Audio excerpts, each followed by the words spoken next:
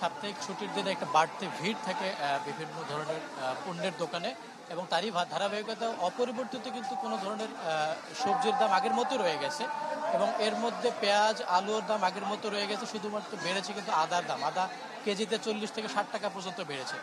এবং একই সাথে কাঁচামরিচের দর কিন্তু গতকালকে 180 থেকে 200 টাকায় বিক্রি হলে সেটা 250 থেকে 300 টাকায় বিক্রি হচ্ছে। এবং আপনি জানেন বর্তমানে সব থেকে আলোচিত যে বিষয় সেটা হচ্ছে ইলিশের দাম। গতকালকে কিন্তু ভারতে 54 টন ইলিশ মাছ রপ্তানি করা হয়েছে বাংলাদেশ থেকে, এবং প্রতি কেজিতে দাম ধরা হয়েছে 1180 টাকা।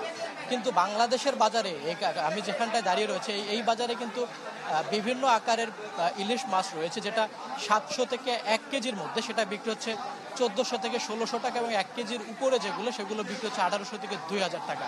আমি একজন ইলিশ মাছ বিক্রেতার সাথে কথা বলতে চাই। আসলে আমরা তো দেখেছি গতকালকে ভারতের ইলিশ রপ্তানি করা হয়েছে, বাংলাদেশের বাজারে দাম কেমন? আরএফএল ওয়ারড্রপ, প্রিয় সব পোশাক যত্নে থাকবে আরএফএল ওয়ারড্রপে।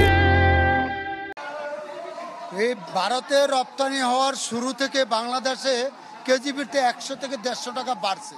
কারণ কি, এর আগে সস্তা ছিল। সপ্তাহ 2 আগে 1 কেজি ওজনের ইলিশ মাছ আমরা 1500 টাকা বিক্রি করছি, আর এখন ওই ইলিশ মাছ এখন 1 কেজি 50 বা 100 গ্রাম, এটা 1700 টাকা।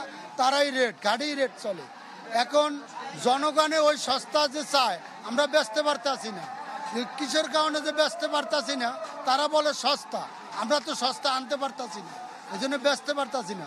জনগণের মন জয় করতে পারতাছি না, যে দেশের সম্পদ দেশের মানুষে খাইতে পারে না, ইন্ডিয়া চলে যাইতে আছে।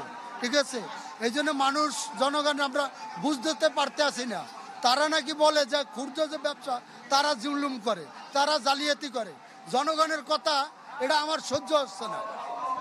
যেমনটি বলছিলেন এই বিক্রেতা, যে এখানটায় কিন্তু ইলিশ মাছের চড়া দাম।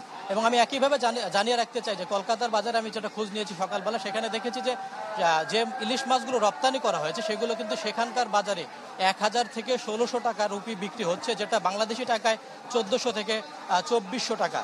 শরীফ, মঈন, ধন্যবাদ আপনাকে। দর্শক